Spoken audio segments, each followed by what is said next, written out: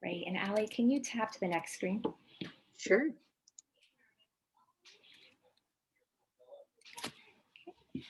Everyone, just a little notice. We'll get started in a moment. We have Allie here who's going to be presenting. Just some notes for you all. If at any point in time you cannot hear or you cannot see us, please just give us a Zoom wave, or in the chat box, you can go ahead and let us know. If you have any questions, please pop them into the Q&A box.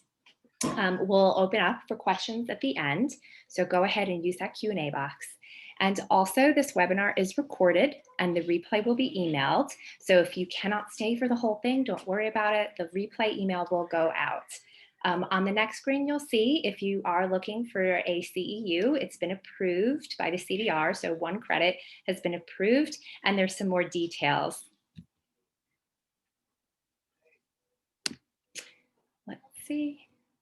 Gianna, you should be able, no, we can't hear anyone's mic. You're all mic'd, you're all muted, so don't worry about it.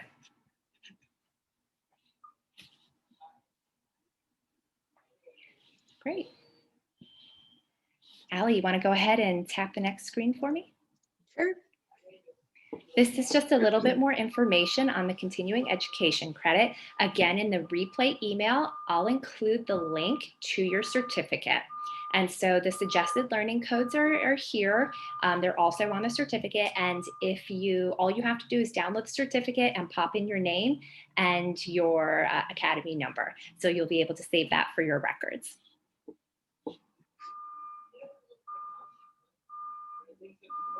All right, Allie, let's go to the next slide. And this is where we're going to introduce Allie Barrett. She is our expert nutrition biller on the call today and is going to be presenting this webinar. I'm very excited for this topic. It is credentialing and billing for group practices. So if you're looking to expand your practice, whether you're just beginning that journey or you're already on your way, this is going to be a really informative webinar for you. And to learn a little bit more about where you are at in your journey, I'm going to pop open a poll so you can give us some feedback on where you are and whether you're just starting out or you're already established. This is great. There's going to be something for everyone today. So go ahead and give us some poll answers if you have a second. You'll see that pop up. A little bit about Allie. She's a Texas-based medical office supervisor. Prior to working in the group practice that she works at now, she's had 16 years working at Blue Cross and Blue Shield. Currently, she's working with a group nutrition practice, and she has over 4 years of experience billing and credentialing for the practice. They have 10 insurance payers that they're in network with and 15 dietitians on staff, and always adding more. So Allie is so informative. She's always my go-to person on billing questions and credentialing questions. Thank you, Stephanie. Yeah, Allie, can you see the poll responses? I can see the poll responses. Well, okay. I don't know. I can see the actual poll, but just the questions?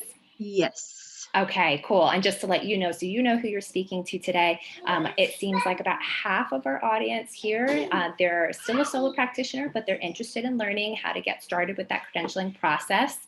And let's see, and then a good chunk, then the rest are a mix of either they're already in the process or they're already credentialed and looking to learn more. So yeah, good mix today. Good. Yes, good. All right, I'm going to mute my microphone. Allie, I'm going to let you take it away. And thank you so much for being here with us today. Thank you. Thank you. All right. So first, the first section that I want to go over today is credentialing or preparing. So we're preparing to credential as a group, and then adding new hires to your group. That's what we're going to be discussing. And then section 2 will be billing basics for groups, sample, claim review, billing tool, and tips. And then the technology is section 3. So first I want to start by talking about credentialing. So if you're wanting to take insurance, this is really important. So a few housekeeping items to address the prior to hiring and credentialing. So first, you need a group NPI number and a tax ID. So if you don't already have one of those, you need to get one. I suggest opening a bank account for your business and your group. Also, if you work with a business attorney to get your contracts for your new hires set up and ready to go, determine if you want to hire as an employee versus private contractor. We have both here right now, but we are moving to going all employees here soon, but we do have some part-timers who will stay contractors. Make sure that you have a non-compete agreement if it's right for your business. We do have a couple of dietitians who also work in other facilities, so it's good to have that non-compete agreement ready to go if you so need it. And then when you decide what insurances that you want to take, getting ready to set up an EFT with all your insurance payers is always something that you want to do. It'll make your life a lot easier, both getting your money and submitting your claims. And then so number 5, you're going to call the insurance payers and ensure that your contract is set up with your group NPI established as a group, and then you'll be credentialing under that group umbrella. If you're planning, like if you're solo, since a lot of you guys are solo practitioners, getting this prepared if you're planning on hiring new people or wanting to take insurance, this is a great thing to start doing now. Now, oh, I see some chats. I'm going to go ahead and Ellie, I've got the chat. questions. Yeah, Okay, it's up to you okay, if you so want to we'll answer questions. Okay, well, Yeah. we'll do that at the end. That way I can get through this a lot quicker. Okay, I didn't realize you were still there. So I was just, okay. So in order to get credentialed, you as a group and as an individual, you need to have a group NPI or an individual NPI, depending on what you're planning on doing, if you're planning on taking insurance. The big thing that you need is CAQH. Okay, so CAQH is a nonprofit alliance, and it is the leader in creating shared initiatives to streamline the business of healthcare. So most of the insurance companies, I have 1 or 2 that I have to do paper. I have to send paper information on, but for the most part, CAQH is where you can put all of your insurance or all your information. And when the insurances are asking for a CAQH number, you'll have received one. And I'm going to show you a quick screen of CAQH real quick. And this is CAQH.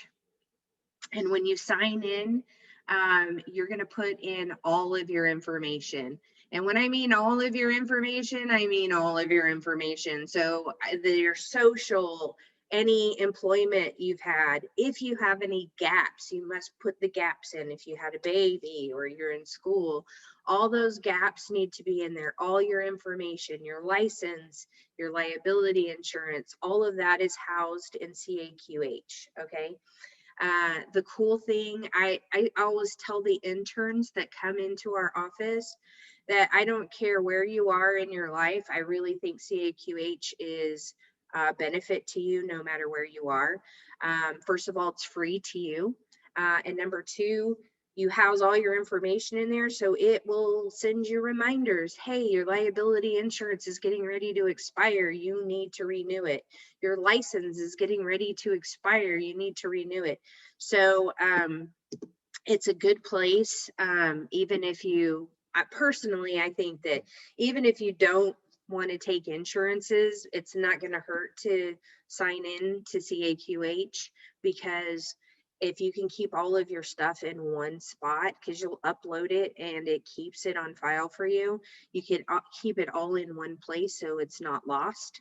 And that way down the road, if you so desire that you want to decide to take an insurance, you've got everything ready to go. You'll just need to update it every now and then. You have to reattest every now and then. I think it's every 120 days, but it's keeping it all right here. So this is important. Also getting professional liability insurance. Now you can opt to cover your employees, or they can get their own. So when we first started, all of our dietitians were contractors and they were expected to get their own liability insurance. As we've grown and started to make contractors now employees, we now are adding them to our group liability insurance, and the cost isn't too much more than what you may have already been paying. I noticed as we were adding, they said there's not going to be an increase on your cost, so it shouldn't change too much. But if you decide you want just them to be contractors under your group, then they would be responsible to get their own liability insurance. And then make sure that you're getting all their details, images of their license. We have a list of things that we usually request from them, their liability insurance, make sure that they have their Npi number. We make them get all of that up front.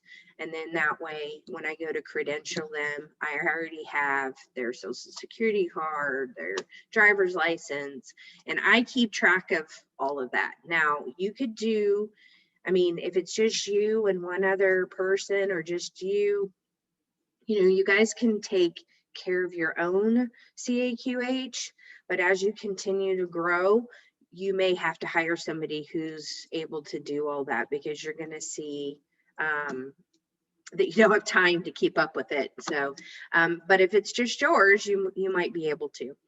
Okay, so we'll move on. So the next thing is, as I kind of already talked about the Caq profile. I mean, it is lengthy. I have them fill that out because it is so lengthy. You want to make sure that you set up your primary location, how many hours it'll ask you. Do you see some patients at least once a week in this facility practice? You can have multiple. It's going to ask for your credentialing contract if that's you. If you pay somebody else to do that, that's what you're going to put in, and you'll put all of that information into CAQH. Now that you're all filled up, now that you've done CAQH, and you've decided that you're taking somebody and you get their NPI and you have their CAQH, and you decide that you want to take insurance. Okay, every insurance company is different. So for example, Blue Cross Blue Shield has a form online that's called the onboarding, and you must do your onboarding paperwork with them. You'll do it all online. They will request your CAQH number.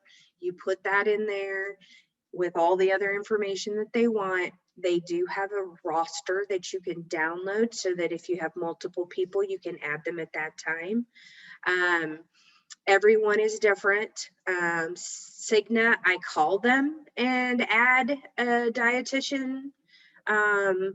Some require the paperwork. Some can do it over the phone. So every one of them is different. Let me go back. Let me go back a screen. Sorry. Oopsie. And hold on. How do I go back? The arrow, if you look at your computer, Oh, they do thank arrow. you. Sorry. And just to note, we didn't see your screen if you shared the CAQH. I know you mentioned you were going to share your screen, but we didn't see that. Okay, sorry. I forgot to hit share. Sorry. There's CAQH. Sorry. This is what CAQH, I don't know. I don't have permission to be showing you my dietitian's CAQH, so I don't really want to click on any to show you. So, I mean, I can, but this is what you'll do. This is, you go into it and you fill it all out in there. So if you have any questions about that, I can address those at the end and get you some more information if you so need to. I do need to add though, when you're going to start submitting your applications with the insurance companies, it's really important before you sign that contract to find out what the reimbursement rate is, so that you're making sure that that is enough for you. The other thing you have to also keep in mind is that once you start taking insurances, your business is just going to go through the roofs, depending on which insurances you decide to take. Blue Cross happens to be the biggest. That happens to be the most that we see as well. We, at this point, do 200 plus patients a week. So, however, we are on 10 different insurance companies, and that includes Medicare and Medicaid. The thing though on Medicaid, if you guys decide that you want to take Medicaid, know that, and I don't know how it is for every state, but for Texas, there's like 6 different. So I got us on the Medicaid thinking I was completely finished, and that is not the case. So there's a Parkland, there's a Cook's, there's a Children's, there's an AmeriGroup, there's Superior, there's Molina, there's all, and then of course the Blue Cross, Blue Shield, Cigna. So you have to, what nobody told me was, once you get on Medicaid and say you want to start taking these, you have to then apply to be on each individual one of those. So just be prepared for that. I don't know if it's the same in every state, but that's how it is in Texas. The other thing is, you just, once you start doing this, just know that you're going to probably need help, because it is a lot. However, the EHR that we use, which is Healthie, does make it easy for a single practitioner to be able to do all of this, and the way they have it set up. So depending on the EHR that you may or may not use, may be the same and be helpful. But I think that once you get to a certain point, you probably will need additional staff, because it does get to be pretty crazy. And then I think, again, just making sure that you look over that contract before you sign it, and make sure that that is the reimbursement rate that you want. Usually you can't negotiate that at the time, but they do allow you to renegotiate it like after you've been there a year. So just keep that in mind as well. And I think I've touched on everything that I wanted to on the credentialing, and I'll answer all your guys' questions at the end, and then just go on with the billing portion. Or do you think maybe take a break? How about we do the credentialing questions now, and then I'll do the billing and we'll go on from there. Okay. Great, because we definitely have a lot of questions popping through. And while you have children, I also do too. The annoying dog needs out. I will be, hold on just a minute.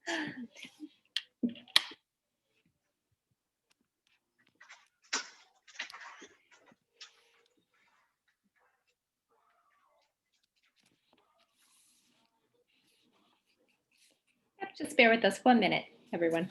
Go ahead and start the questions. And yeah, go ahead. And first, we have a request. Could you go back to the slides, the last slide? Oh, sure. Which one?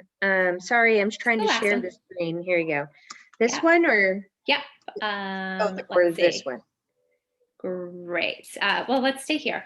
So some questions that have come through, namely a couple of people want to know, can you complete the CAQH profile on behalf of your new hire?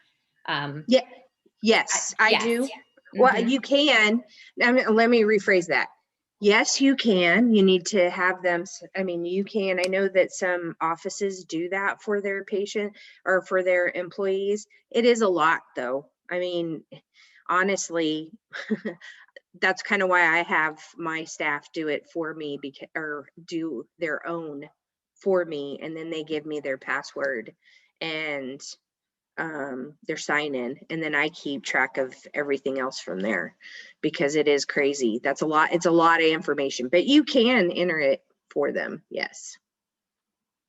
Yes, I was told when I filled mine out when I joined a group practice that it's going to take you 1 to 2 hours, and it definitely does. But if you give the new hire that information, like the group tax ID number, an NPI number, then they have that information. So it will take them a couple hours, and it does save you a lot of work, but you could do it on behalf of them.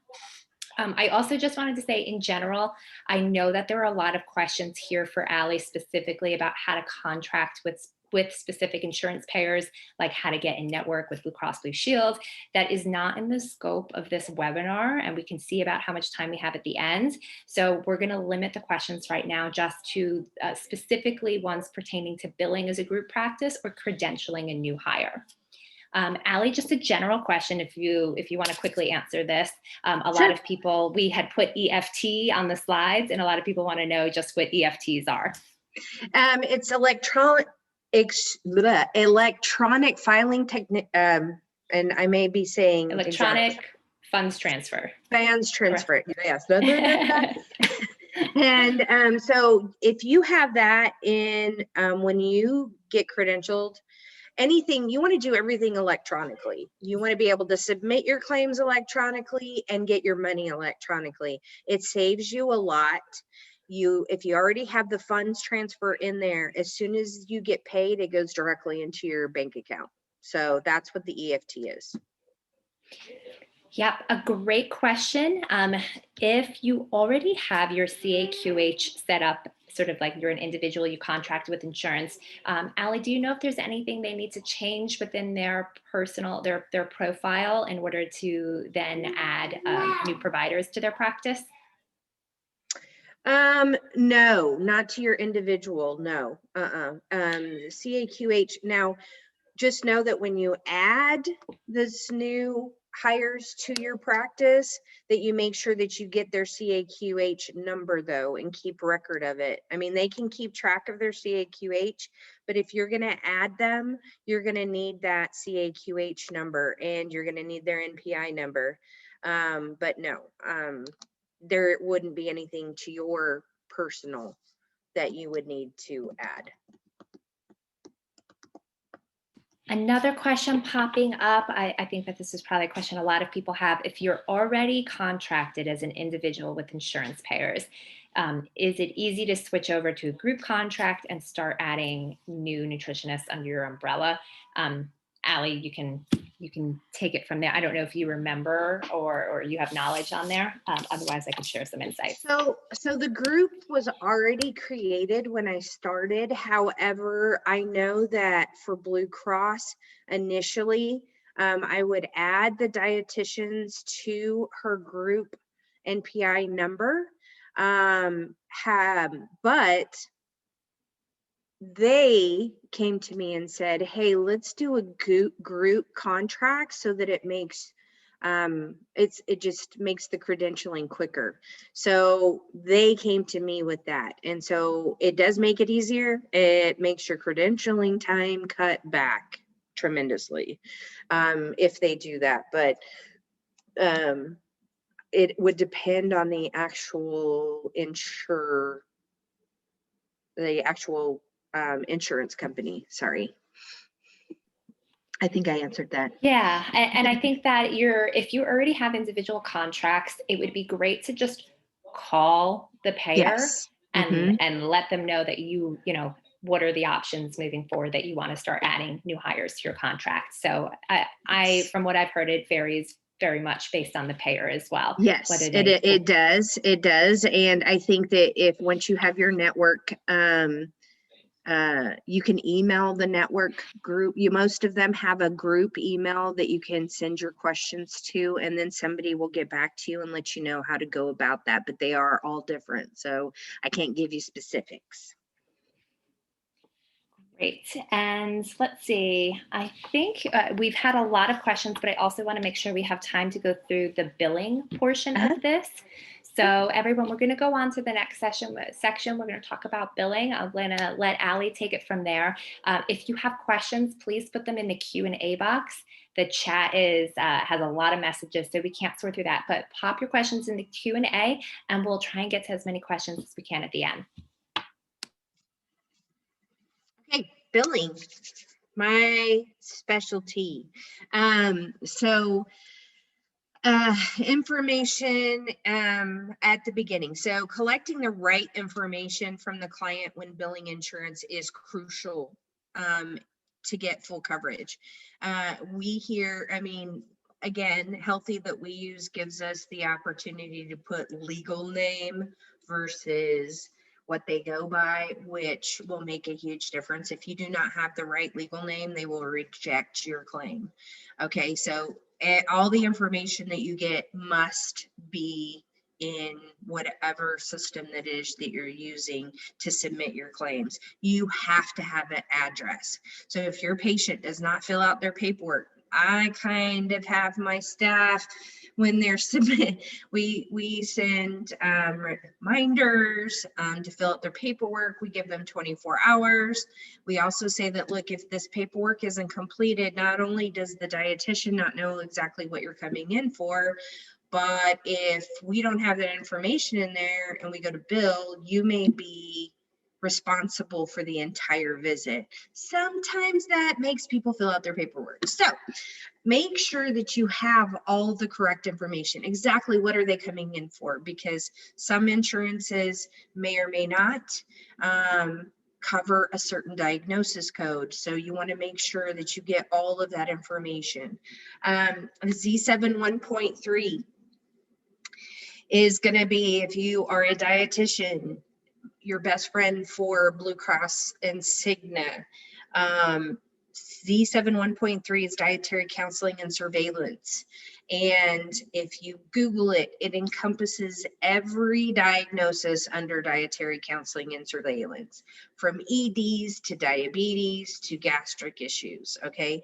Well, Z7 1.3 for Blue Cross and Cigna is considered preventative. So it will be your best friend and you'll get paid 100%. So you want to make sure that you keep that and write it down for yourself. You want to make sure that you're obtaining a copy of the patient's insurance card and all the insurance details. The phone number on the back of the card is very important in case you try the number you have. It may not particularly work for their group. So just make sure that you get the number on the back of the card, and then make sure that, again, I'm back to the paperwork, includes all the patient details and the demographics. You will need those.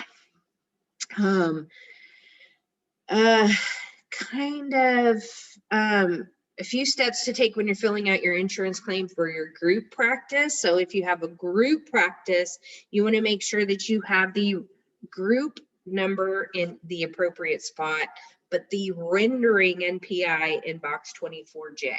Okay, if you do not have anything there, they will reject it. Insurance companies in 2010 made it mandatory and a clean claim if you have the NPI.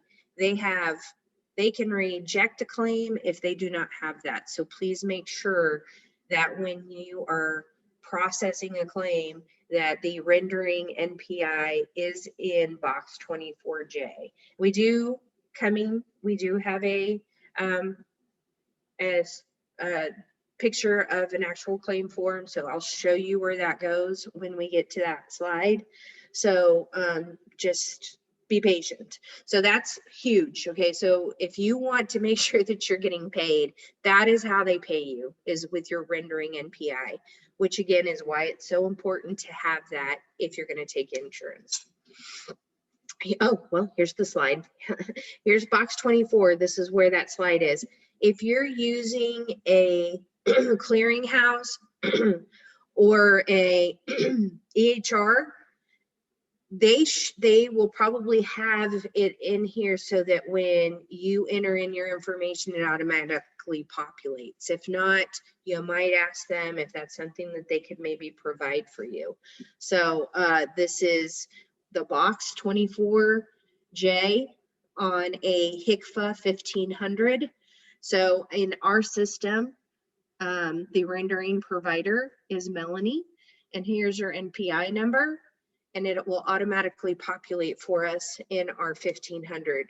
If you're using Healthie, that's where we'll put it.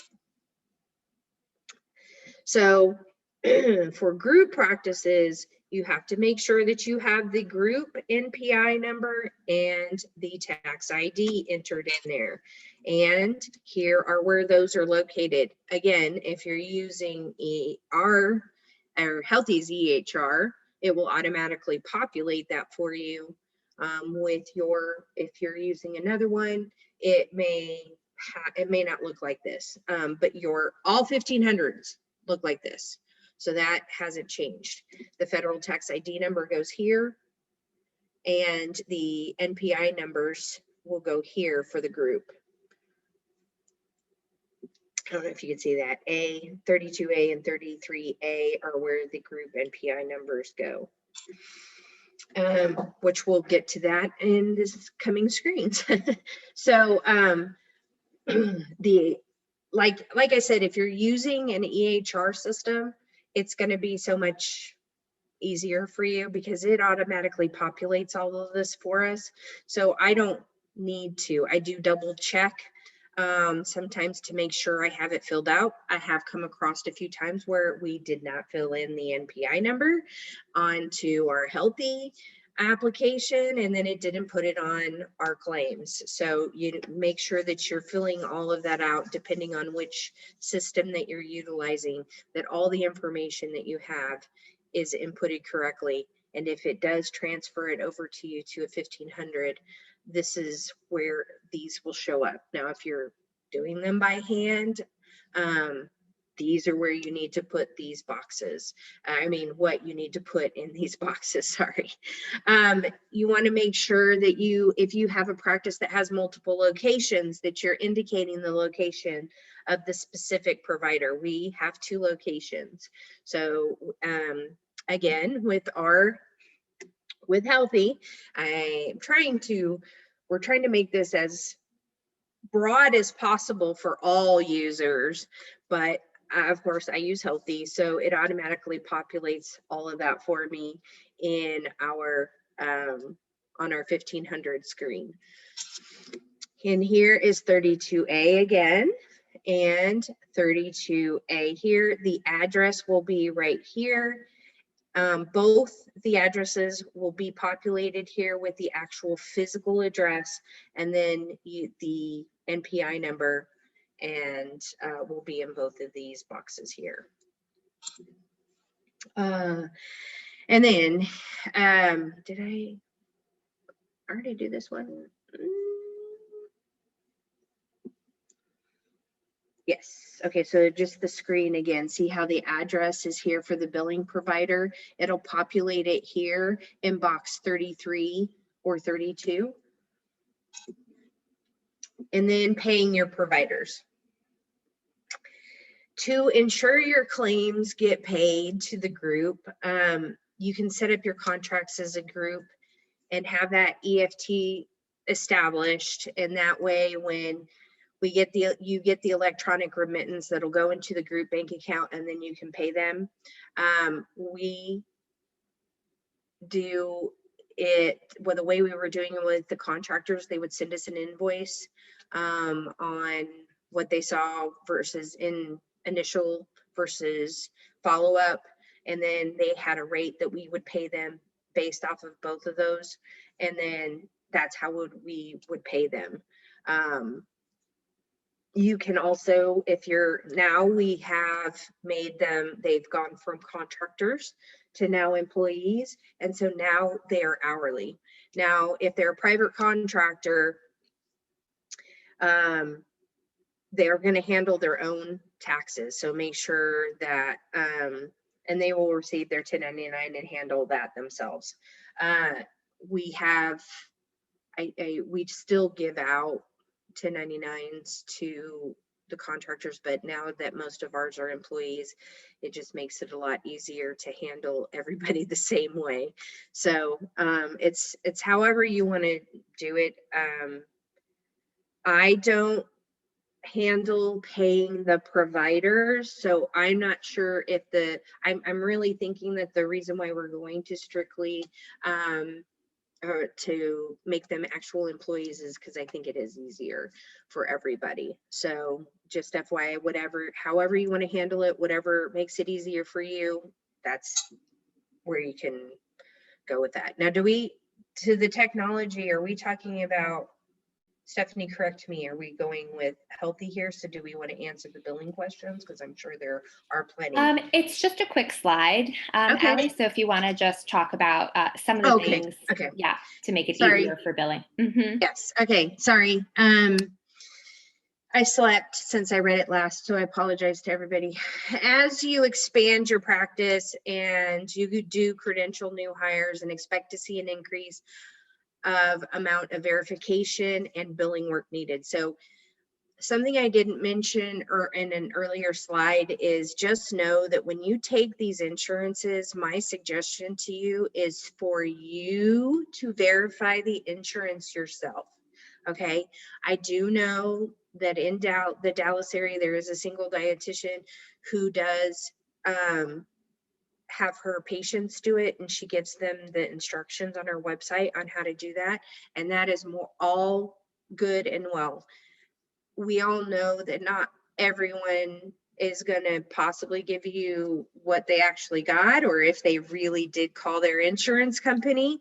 So just my professional opinion and my knowledge of Blue Cross, I think it's best for us to do it. So we actually, because we're doing it so much, we actually had to create a position that can do that for us because it is a lot. But at the same time, you're getting the right information. You're giving them the right codes. You're giving them the right diagnosis code, and you're getting the right reimbursement amount back. So deductible coinsurance, because you could get one person who really doesn't want to pay their deductible. Why would they? It's $6,000. So they come back and say, oh no, it's going to be covered at 100% when it's really deductible coinsurance, and trying to get that money after you submitted the claim is hard. So I suggest verifying your own, which again adds a little bit more work to you. So you might want to, have somebody help you. And then not to mention how your billing increases. Like I said, we're doing about 200 claims a week. So it can get crazy. So just remember that before you start going out and credentialing yourself on all of these, make sure that you're staffed appropriately beforehand. Another helpful thing is a clearinghouse, Office Ally. Okay, so let me explain what a clearinghouse does. A clearinghouse, if you take multiple insurances, a clearinghouse will take all of the claims that you process. So for us, we take 10 insurances, and I'm in the process of doing a couple of more. So we have 12 insurances that we take. So instead of sending them out individually to each insurance, a clearinghouse takes all of your claims all at once and then disperses them to the correct place. Now it is your responsibility that whatever any EHR software that you're utilizing, that you're making sure you put in the right payer ID that's on the insurance card, which is another reason why getting that copy of that insurance card is so important. You need to have the correct payer ID. So if you have a clearinghouse, Office Ally is the biggest one. It will take all of your claims and then disperse them to the correct insurances. So it takes load off of you. Now, if you have a good EHR that's integrated, with Office Ally like Healthie is, then not only does it automatically, what I used to have to do is download a report, then go into Office Ally, upload that report, and then it dispersed it for me. With with Healthie, it does it for me. So I click a little button to say send to Office Ally. It sends all my claims to Office Ally, and then Office Ally disperses them. The other cool thing is you can set up payment through Office Ally and possibly the EHR software that you're using. And what that means is that, for example, right now I have Blue Cross and Medicare set up that way. I haven't had time to add the others, but what happens is when Blue Cross, Blue Shield, or Medicare make a payment, they send it right to my bank account, and then they send the explanation of benefits through Healthie, and then Healthie automatically populates the payment into the right patient folders. So all I need to do is just go back and check and see why didn't this pay, and correct things if I need to. If they all paid, then everything's done for me. So it's pretty awesome if you have a EHR software that integrates the billing features. So, and that's kind of talking about the integrated with billing features there, so that if you get one that does that, believe me, it's going to save you a lot of time as a single practitioner. It will make your life a lot easier, and you may not have to pay somebody to do your billing, or you want to hire somebody. And you can also get there are biller companies that also do all of this stuff for you. But I suggest, if you want to make your spend the most money where it needs to be spent, if you get a good EHR system, and I'm only taking like 1 or 2 insurances, you might be able to do it by yourself. All right, now Healthie billing. So again, we integrate EHR, they integrate the EHR and the billing platform shared by all providers. So all 15 of my providers are in one. I do all the billing, and I can submit my claims through Healthie. I get my payments for some of them through Healthie, and it makes life a lot easier. The way that Healthie has made things, and I have worked really close with the project people in trying to make your life easier using their billing system. So I will send them suggestions, things that I think would be helpful. They come to me and ask me, hey, do you think this will be simple? How can we make everybody's life more simple? So we're still, working out all the kinks, but they have done an outstanding job in making it very easy for you to submit claims. So you can do all of that through there. You can do chart notes. The cool thing with Healthie is if you're a single dietitian, you can go into Healthie as soon as you finish your chart note, you can create a CMS 1500. So what I suggest for, like, when I'm talking to my interns about Healthie, I tell them, look, at the end of the day or the end of the week, after you have created all these 1500s right from your notes at the end of your session, at the end of the week, you can go and submit all your claims in one swoop. So Healthie does make it easy for you if you're just a single practitioner. And even if you have multiple practitioners, they can do the same thing. You can just train them to do the same thing, create a 1500, and then you can go in and submit all of the claims for all of your practitioners. So they do make it really easy to create your claims, submit your claims, and get paid. So just a little plug there on the Healthie. And now we're ready for all the... Yeah, I'll just jump in and share because we've had a lot of questions in the chat, and I just want to let you guys know we have about 10 minutes, 12 minutes, and I want Allie to get to as many of the questions as she can. We have a lot of questions in the Q&A box. So if you have specific questions about Healthie, whether you're looking to just learn more about the platform or you're already a customer, you can email us hello@gethealthy.com and we'll get your responses. But also we've coordinated a special live class. It'll be February 18th. I'll share that link when I get a chance. If not, it's in the replay email. And so if you want to just walk through the platform and see how it's set up for group plans, well, that's where all your questions about Healthie and the platform will go. So you can email us, you can register for the live class, and yeah, and just let me know. But I'm going to switch to the Q&A and start getting some questions to Allie so that we have a lot of questions. And again, you know, we're not going to be able to get to the questions that are very specific about how to credential with specific insurances or very early step insurance credentialing questions. We're really going to focus on billing and credentialing just for group practices. So we hope to get to all of your questions. Let's see.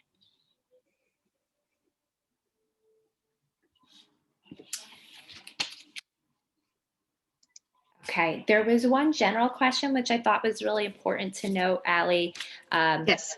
Which I think is, so if someone wants to, if they get a group MPI, let's say they just apply for a group MPI, can they just start plopping that onto forms and that be okay? As long as it's been completed and approved, yes. Right, but you have to go to you're going to have to contact the insurance payer. If you're already contracted with them as an individual and now you've got a group MPI, you need to reach out to them. Yes, you need to reach out to them and let them know that, hey, we now have a group MPI number that I would like to convert. Maybe, I don't know if you have multiple or add that, just contact the payer and they'll be able to help you and direct you to get it corrected or updated. Right. Oh my gosh, guys, so many great questions. Okay, you may know this, Allie, but you may not. If they, do you need a new or separate tax ID for a group practice, or is our original tax ID from our solo business okay? It should be, it should be okay. I'm learning this actually. So Angela or Lamond already had one when I started. However, I am credentialing a new company. But she did create it. So I'm not sure on that one, actually, now that you say that. I mean, I would imagine that you could contact the government, which I'm sure that'll be timely for you. But you can, I think, change your name. So you can make it a group practice, but you can, I'm thinking that you can utilize that individual tax ID number for your group. But I'm not sure. So I'll maybe we can get back to that to them with that, because I'm not really for sure on that. It was already created, so I'm not sure. Yeah, so most people kind of popped in the chat and said the tax ID for your business should be fine, according to the insurances that they've contracted with. So thank you, Jacqueline. And yes, and just to know, Allie is on the biller end. She doesn't manage the business end. So there are some questions here that are a little bit out of our scope, but you guys have been great on the chat and also sharing information there with each other. It's really awesome to see. Okay. Allie, I think we touched on this, but a good question. Once, how long turnaround time once you're adding a new hire to your practice and you're going through the credentialing process with them? Can you just remind us how long that process is generally taken for you to get that new person contracted? It varies per insurance company, but it can take anywhere from 30 to 120 days. And they'll tell you that when you start the process. So it gives them time. It gives them a lot of time to get it done. So, but yes, it depends, but that's 30 to 120 days. Great.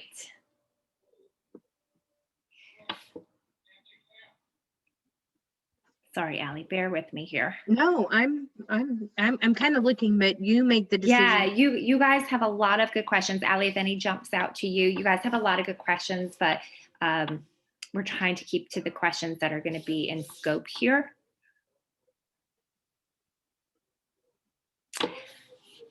I don't know. This is a good question just about multiple locations, although it's the last one, although that does mention locations in multiple states. But Allie, do you have any insights on that? If you see that last question about if you have just how it would go about adding new locations to your contracts, and what if you have another location that's outside of your state, and how does that affect credentialing? I don't know about the out of state. Now we do have a dietitian whose father owns a allergy in Arkansas, and so she actually has a dietitian license in the state of Texas and Arkansas. So she can practice, but I don't usually verify their insurance. I think that you can actually now. Let me correct myself, because since she is licensed in the state, but there's a good possibility because she's not credentialed in that state, but she's credentialed with the insurance, it shouldn't matter. So that's another great question. I don't know about the separate states. And I think it also depends on your licensure, right? If it's a state that you are licensed to practice in. So for example, we just did this with telehealth, right, Stephanie, where we determined that you could still see patients, but there are states, like for the state of Texas, you have to go and look at a licensure map to see where you can practice in multiple states. So I think that as long as your insurer has the ability to see somebody in multiple states, you should be okay. I see, but Amy that is Plano. Another question you would probably have to ask to the insurance company to be sure. So Amy always has, sorry, Allie, Amy always has great insights. Okay. And she says, so you don't need to re-credential. There are national contracts. These are national contracts for most carriers. You just need to follow licensure, and most plans, PPO plans, will cover out of state. Yes. So I think that's really great info there. But yes, licensure is a whole nother conversation, guys. Yes. There were a lot of questions about telehealth, which we completely understand right now, but telehealth is a whole conversation on its own. We do have other webinars on telehealth and telehealth billing. So you can feel free to email us, hello@GetHealthy, and I'll get you the link for those other webinars.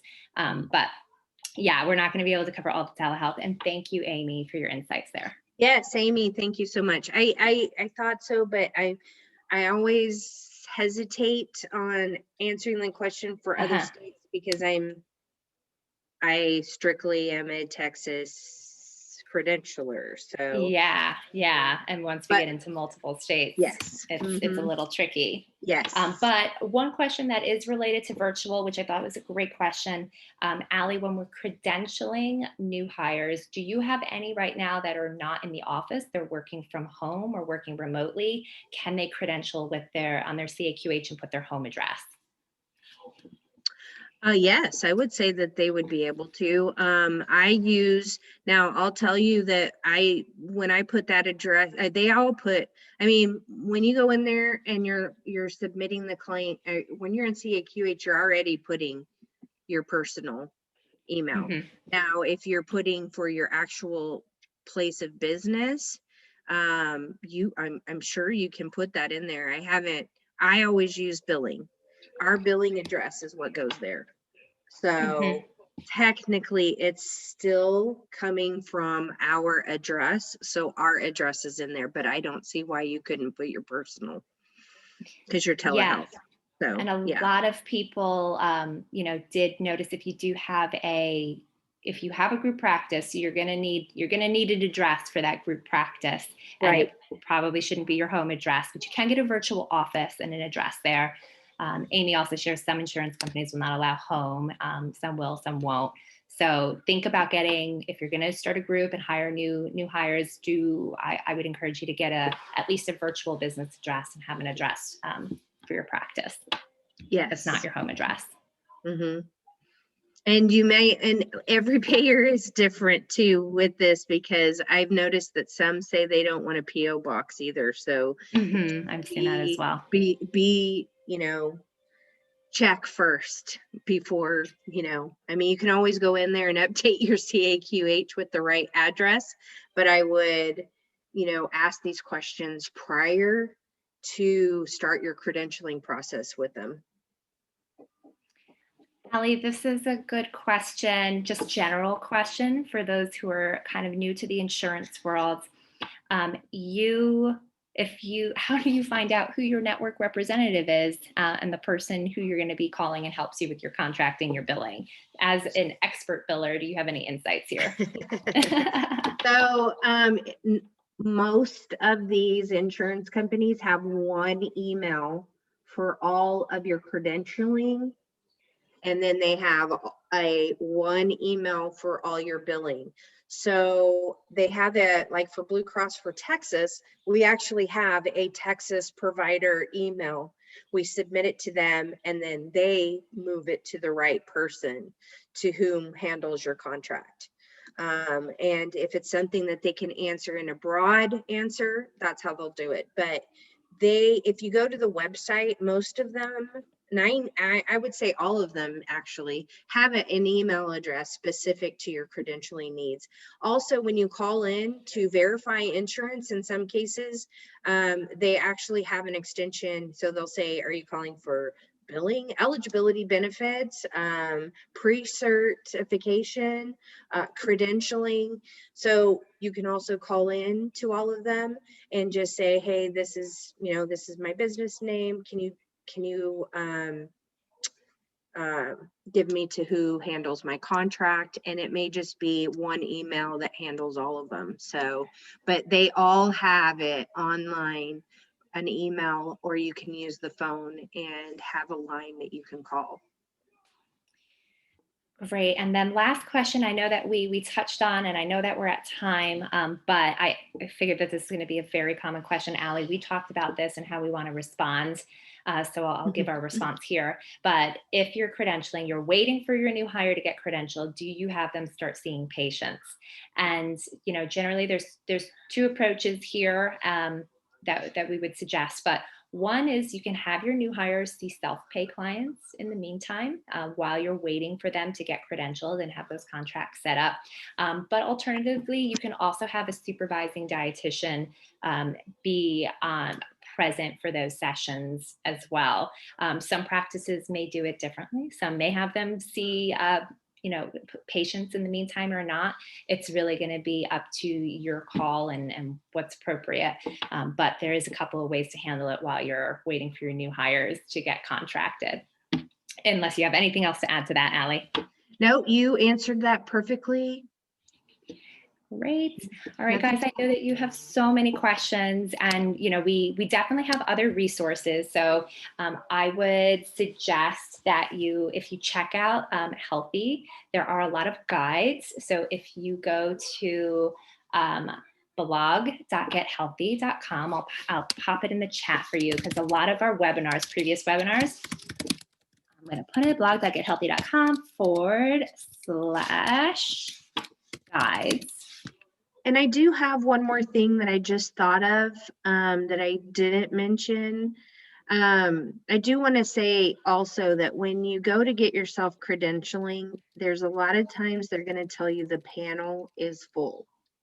And what that means is they're telling you that there are too many dietitians in your designated zip code and they are not taking any more there. So just know that you just keep trying. We did that with Aetna. Aetna told me that for 4 years. And there were no dietitians credentialed with Aetna. They were all hospital based. So I had to fight, send appeal letters and things like that. And I finally got us after 4 years of trying.